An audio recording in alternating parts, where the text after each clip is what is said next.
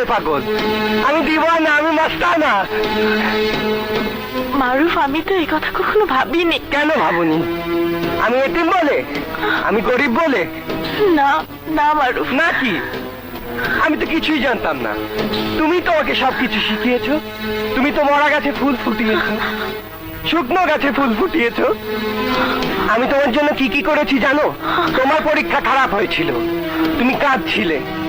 আমি তোমার কান্না সহ্য করতে পারি নাই।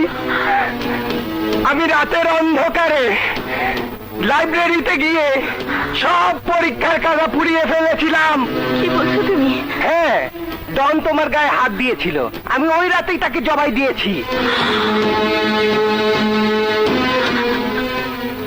তুমি ডনকে?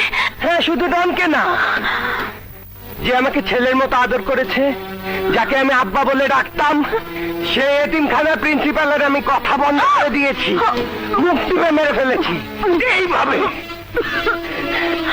উনি বলেছিলেন নূপুর তোকে ভালোবাসে না, নূপুর আমাকে ভালোবাসে না।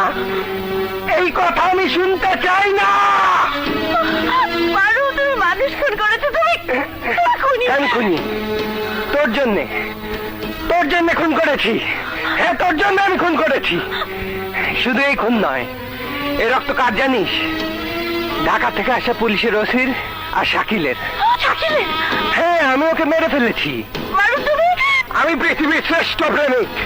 সম্রাট শাহজাহানের যা সম্পদ ছিল তার এতটুকু দিয়ে সে তাজমহল করেছিল, তাতেই সে পৃথিবীর শ্রেষ্ঠ প্রেমিকদের একজন।